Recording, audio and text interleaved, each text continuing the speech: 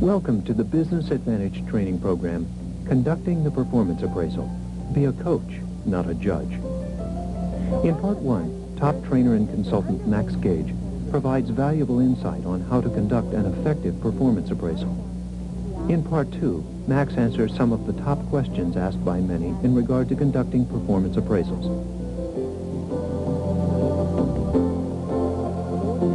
When you hear the phrase performance appraisal, what do you think of? Many managers see the performance appraisal as a time for passing judgment on employees' work. Like a judge in a courtroom, they deliver a verdict. Sometimes the verdict is positive, but other times an employee can come away with a pretty harsh sentence. But other managers see performance appraisals differently. Instead of judging their employees, they use the performance appraisal as an opportunity for coaching. As a coach, they help employees build on strengths, set goals, and identify opportunities for improvement. This type of performance appraisal helps employees grow and develop their full potential. It also helps managers develop winning teams in which employees are continuously challenged to stretch and grow to their full potential. Hello, I'm Max Gage, and today I'd like to share with you some helpful techniques for conducting effective performance appraisals. If you're like me, you've probably given and received a lot of performance appraisals. And if your experience has been anything like mine, some of those appraisals were pretty awful. They focused on everything you'd done wrong in the course of the year. By the time you were done, instead of feeling motivated to meet new challenges, you were reaching for the one ad. The performance appraisal does provide the opportunity to discuss aspects of employee performance that need improvement. But it isn't the time for a manager to pass judgment on an employee. A performance appraisal is the time for reviewing an employee's progress towards meeting existing goals and for setting new goals. It's a two-way conversation in which the manager and the employee discuss positive aspects of the employee's performance and areas in which the employee has the opportunity for growth. The performance appraisal should focus on the future, not the past.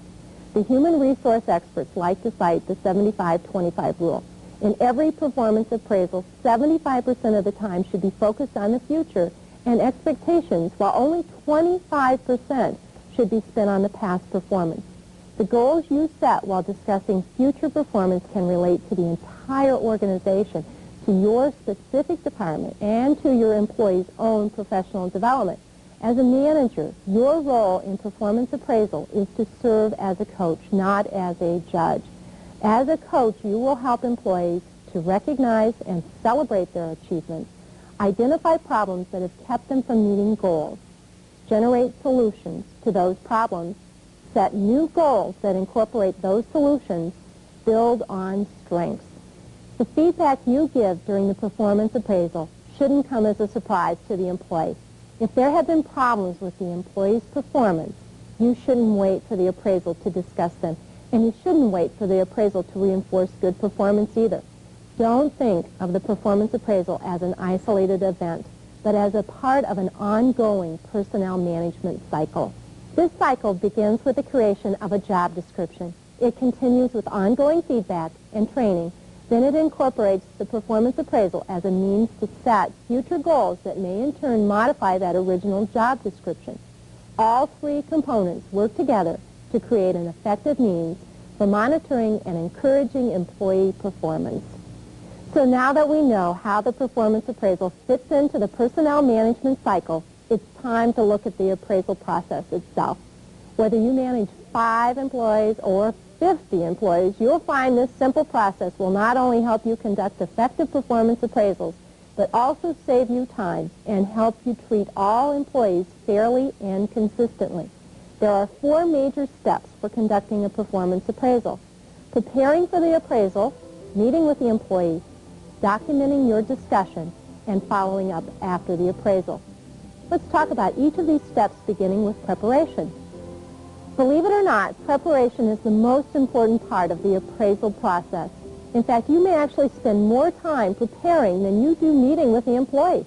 Just look at what happens when a manager doesn't take the time to prepare. Oh, here it is. It says here your scrap rate is 2%. I remember we said you go at 1.5%. I could be wrong, but I think that's the old rate from 7 months ago. Oh, Absolutely right. Sorry, I pulled the wrong one. Scared me there for a minute. Yeah, well, we'll get back to that later if we've got time. So how's your project with Mike coming along? John. I'm working with John. Oh, right. John, sure. Well, how are things going? How can you avoid looking like this? Where do you start in your own preparation? A good place to begin is by reviewing the goals set in previous performance appraisals. Has the employee met those goals? Then take a look at the employee's job description. Has the employee been performing the responsibilities listed there? When you review the job description, you may realize that it no longer reflects the employee's current responsibilities, or you may discover that there's no job description at all. This is the perfect opportunity to ask the employee to prepare an update of what he or she has been doing. Once the update is complete, compare it to your perception of the job. You can then use the performance appraisal meeting as a chance to have an extended dialogue with the employee that will allow the two of you to generate an accurate job description and goals. Once you've had a chance to look at the job description, it's time to turn your attention to the documentation in the employee's personnel file. This documentation could include comments from team members, letters from customers, records of training, or awards for achievement, as well as your own notations regarding the employee's performance. Remember, your own notes on the employee's performance can be one of your most valuable resources. As you review the documentation, prepare yourself to discuss both positive and negative aspects of the employee's performance during your meeting. Keep in mind that you'll be discussing all performance in the context of setting goals for the future, not dwelling on the past. In addition to reviewing written documents, ask for feedback from other managers and team members who work with the employee. Be sure to ask for positive as well as corrective feedback. Setting goals will be the primary function of your meeting with the employee, so it's a good idea to identify your own expectations for the employee during your preparation period. You will, of course, discuss and adjust these goals during the actual meeting. To help you begin to identify goals for the employee, we'll use the acronym SMART. S-M-A-R-T. S, specific. M, measurable. A, attainable. R, realistic. And T, timely. Finally, think about your own performance and how you work with the employee. As that person's manager, have you helped or have you hindered that person's efforts to meet his or her goals? Marilyn, have you found that Kaylee Mills file yet?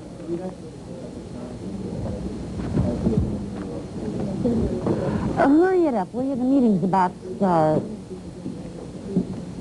No wonder she can't find anything. That work area out there is an absolute mess. No, you could certainly get a lot more done if you just get your work area organized. Marilyn, never mind. Once you've prepared yourself for the appraisal, you should prepare the employee. This is an important step. It's unnerving for an employee to suddenly learn that he or she is about to have a surprise appraisal, as in this example. Oh, hey, Lou. I've been looking for you. Listen, right now is a really good time for me to do your performance appraisal. You have just a few minutes? Right now? Won't take long, I promise.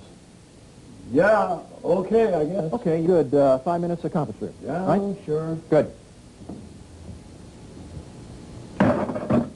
Hey, Lou, how's it going? All about like usual. Been here 10 minutes and already David screwed up my day. You can avoid this type of scene by giving your employee plenty of advance notice. Set a time for the meeting that fits the employee's schedule. Choose a neutral setting, like a conference room in which you won't have to sit behind a desk. Be sure it's private so you won't have interruptions. Several days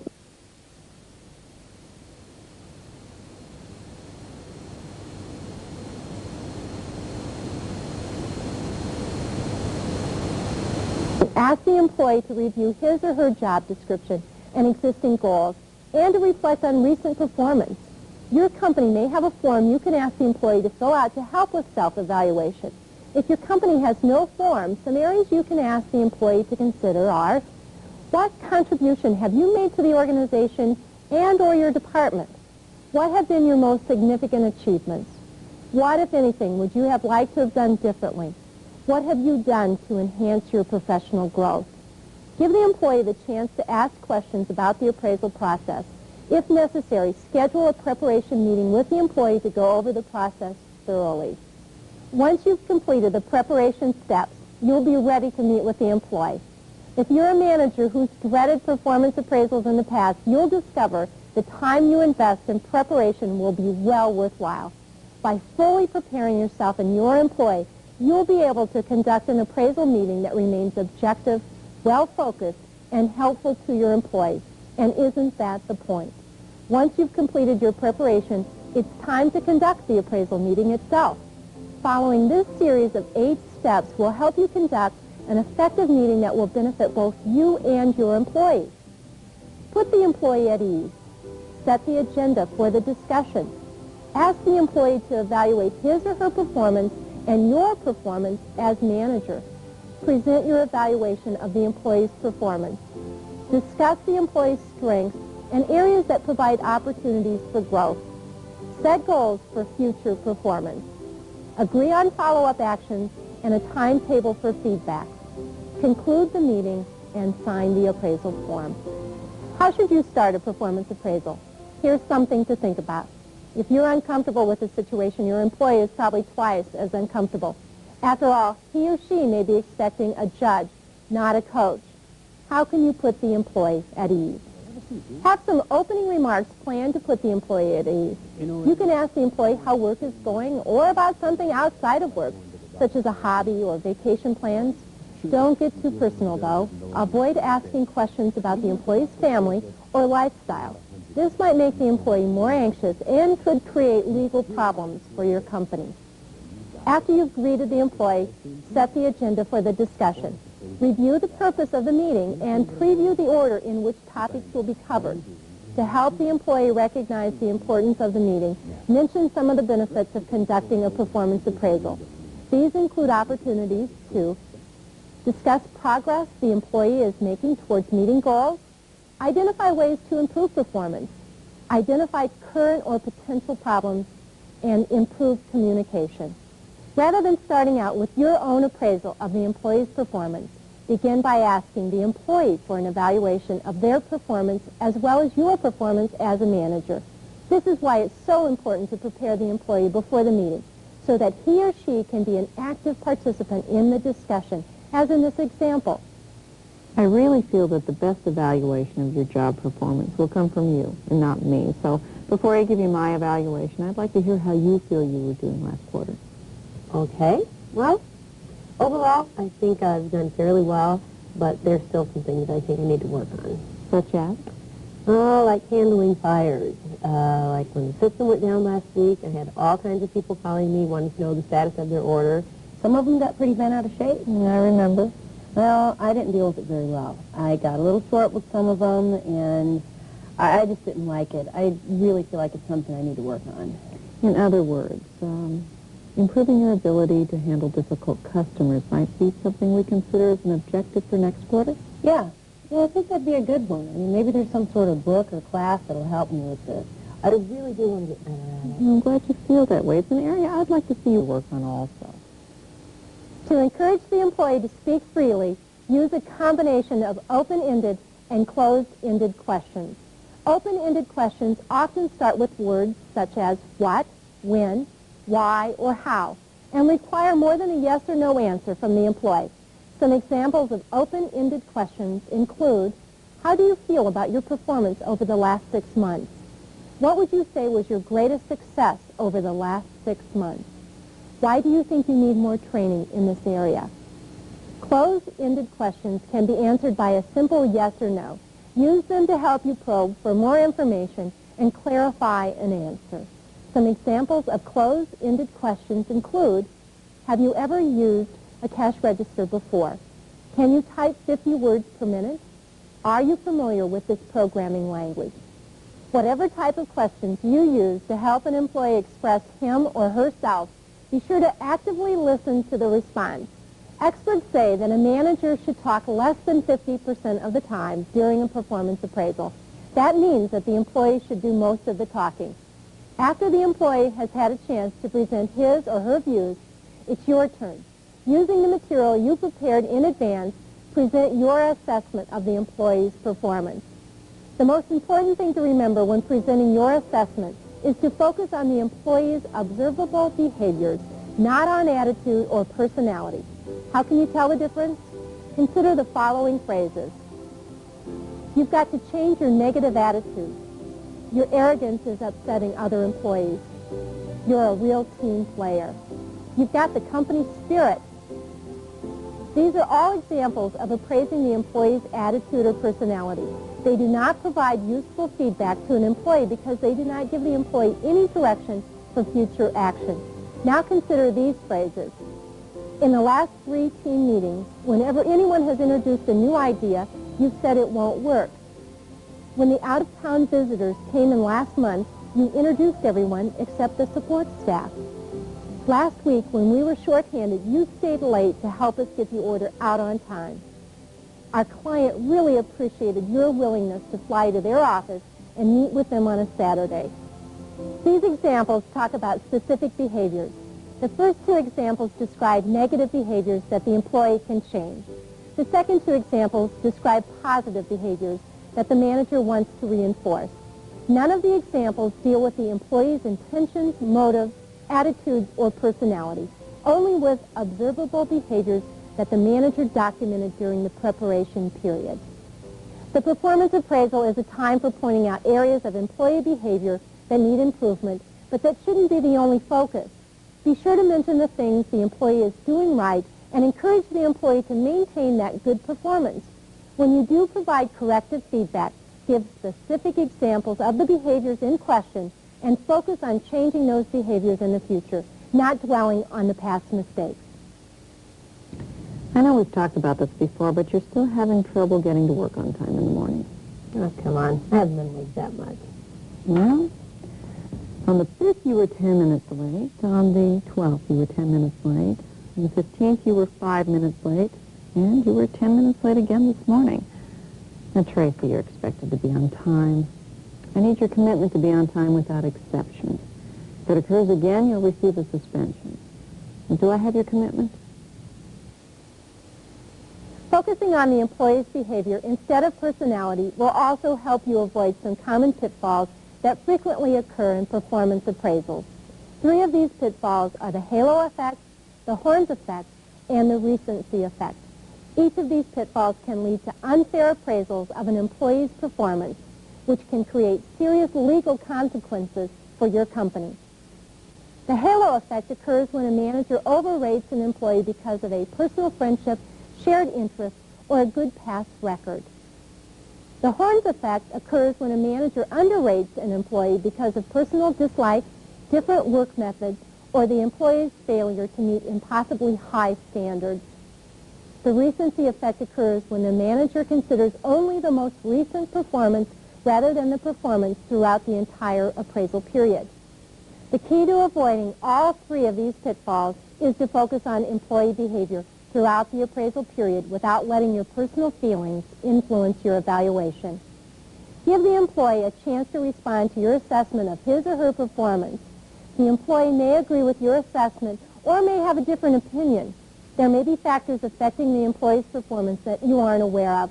Whatever the employee's reaction, listen carefully and allow the employee the opportunity to support his or her viewpoint.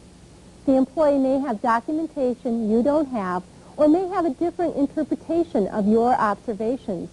Use this time to discuss these differences of opinion or perspective. Once you've discussed any differences, it's time to reach agreement on a rating. Many companies use a numeric system to rank employee performance. Listen to the employee's concerns when coming up with your final ranking, but keep in mind that you have the ultimate responsibility for the evaluation. If you have carefully documented the employee's performance, you should feel comfortable with whatever ranking you assign. Performance appraisals not only provide the chance to discuss specific behaviors, but also to consider the employee's professional development. One way a manager can do this is by encouraging the employee to recognize his or her strengths. Together, you and the employee can identify ways that he or she can develop those strengths in the coming year. Here are some steps you can follow to help the employee talk about his or her strengths. Ask the employee to name his or her strengths. Share your own opinion of the employee's strengths. Review the strengths you've discussed. Later in the meeting, you can relate the employee's strengths to the specific goals you've agreed upon. Let's see how this technique works in practice. You've got a problem, Terry. You're at 60% of your quota, and we've only got 5 days left in the month. I'm worried about it, Terry. But I carry a pretty high quota. Why do you think you have such a high quota? Well, I guess I do have one of the best territories. Well, you do have one of the best territories. But that's only part of the reason. Terry, the reason you were assigned that territory is because management felt that it was within your potential to be one of our key producers. And with your experience and your sales ability, that new quota should be a breeze. I'm glad you think so. You have some very valuable talents and strengths, and I feel it's important that you learn how to use them.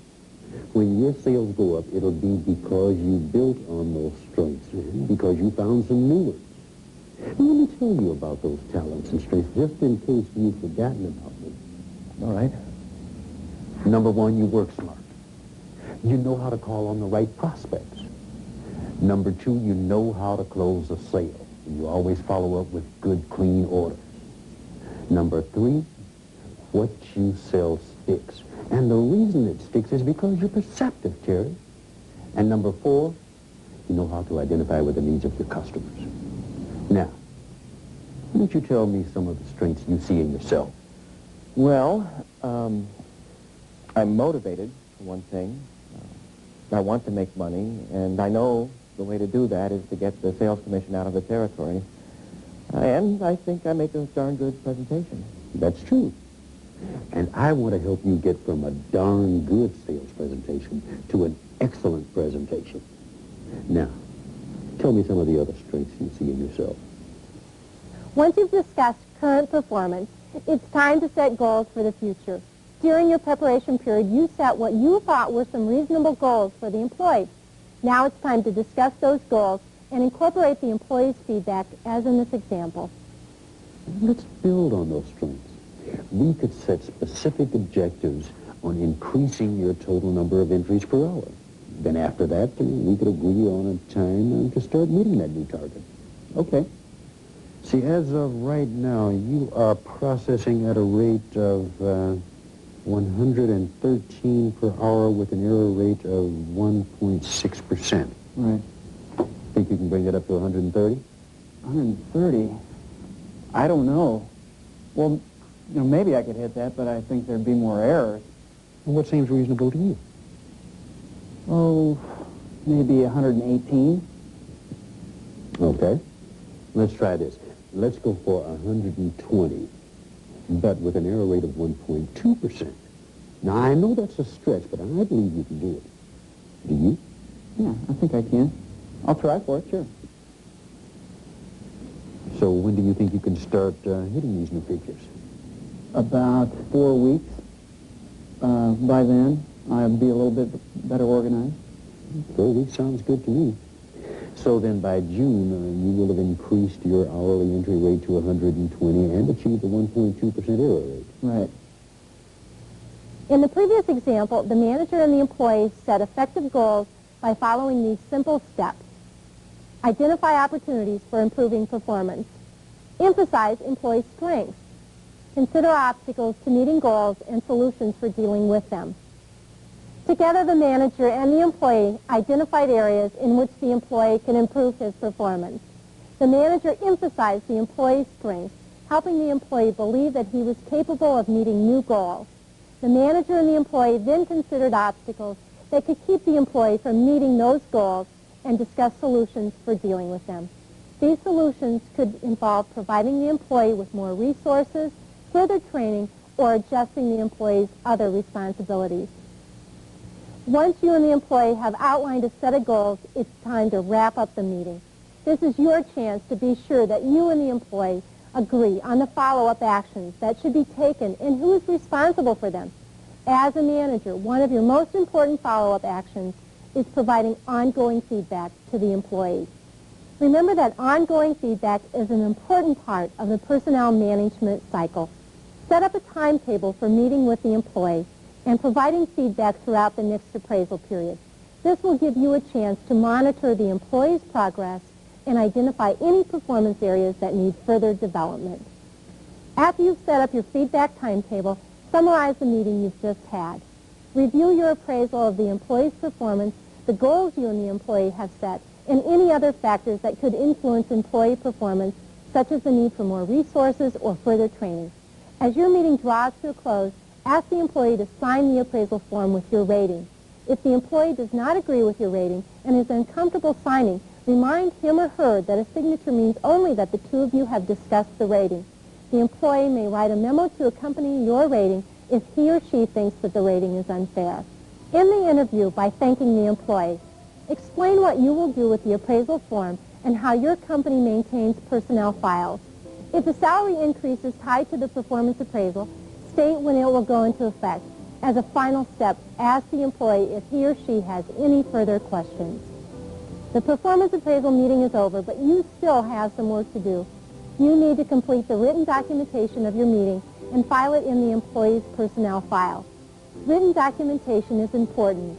Keeping a written record of employee performance can help you to follow employee progress and meeting goals, which could be useful when considering future work assignments, promotions, or compensation, document performance problems and support appropriate discipline, prepare for a court case, especially if there are some performance problems, and prepare for the employee's next performance appraisal. Your organization probably has a form for you to use when recording the results of your appraisal meeting. The form should allow you to include information on the following: the employee's progress in meeting goals during the appraisal period, the employee's key accomplishments during the appraisal period, any positive feedback you or others gave the employee during this time, any corrective feedback that you gave the employee during this period, new performance goals for professional development, and any comments the employee would like to have included. If any of these areas are not included on the form, include the information in an additional comment or note section. We've already talked about the importance of ongoing feedback. During your meeting, you and the employee set a timetable for regular feedback sessions. However, don't feel that this is the only time that you can respond to the employee's performance. I didn't take your order. Well, excuse me, but I think you're yelling at the wrong person.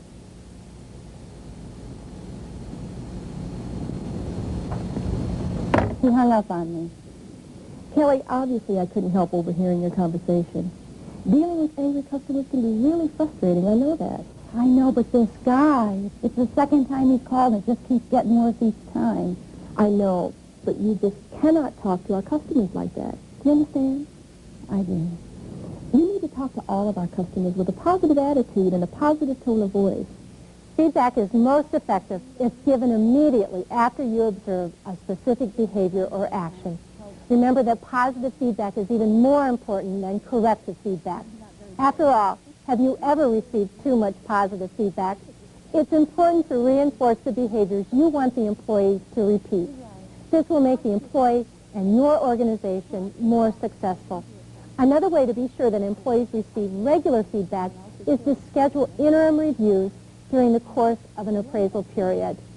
We've just seen the 4 steps to conducting successful performance appraisal: preparing for the performance appraisal, conducting the performance appraisal, documenting the performance appraisal, and conducting follow-up after the appraisal. Throughout this process, we've seen that performance appraisals don't have to be difficult or intimidating. In fact, they can actually be satisfying and helpful to both you and the employee. The secret is to remember that your role is not to judge the employee's past performance, but to coach the employee to better future performance. Here's to your future.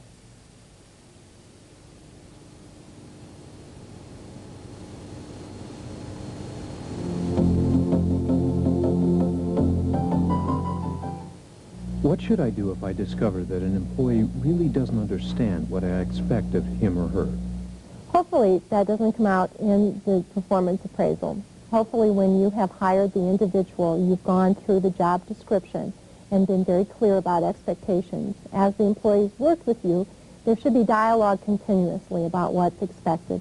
If by chance it does come out in the performance appraisal, however, my suggestion would be to stop the appraisal and have dialogue regarding what it is that the employee needs to be aware of in reference to expectations. My organization has never encouraged managers to conduct performance appraisals or held employees accountable to their job descriptions. How can I start the process? I think you should start first by having a conversation with your own manager, explaining the benefits of having a performance appraisal system in place as well as job descriptions. And then if you have a human resource professional on your staff, contact them. They should be very helpful in providing the format in which to start your performance appraisal system. What should I do if I inherit a problem situation that hasn't been properly documented? You should start with documentation right away. Don't go back to the previous manager or supervisor and ask them for their thoughts. It would be considered hearsay. As soon as the employee starts to work for you, go ahead, document their behaviors in your own file system. What should I do if the employee disagrees with my appraisal or rating? This is the time to have a dialogue, obviously. You need to be listening to their own perceptions, their observations that they have made of themselves. Listen intently, ask them questions, find out what it is that they are seeing within their performance that you may not have seen. And then it may be a time when you need to step back from the performance appraisal and review exactly what you've documented and possibly reschedule that meeting. What should I do if the employee reacts emotionally? Oh, that can be tough, especially if it's a negative emotion, whether they're upset or teary-eyed or whatever. You should remain calm. You should listen to what they have to say. It may mean that you need to reschedule that performance evaluation or that performance appraisal period at a later date after they've had a chance to compose themselves. Hopefully, though, this isn't a time when that would be coming up. There should not be any surprises in a performance appraisal, and there should have been dialogue prior to that meeting that would have alleviated any concerns. How can I appraise an employee that I don't really like? As we've mentioned earlier, we need to look at the observation of behaviors only. We don't look at motives, attitudes. We stay clear of that and only address behaviors. We have to set our mental state aside. How can I appraise an employee whom I find intimidating? That can happen in today's world as far as being a youthful manager in many cases, dealing with a more tenured employee. We again need to talk in terms of behaviors, not attitudes, not motives, not anything that can get in the way of what we see the employee doing in their job, and then to evaluate them on that.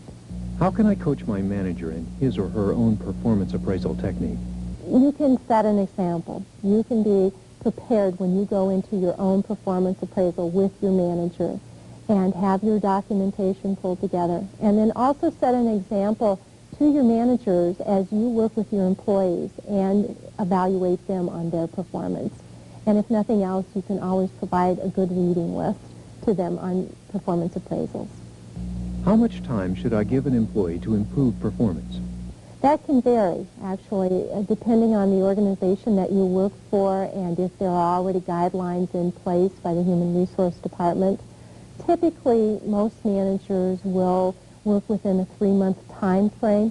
It also depends on the particular behavior that you're addressing, what's involved in the corrective feedback, what will need to change in the behavior.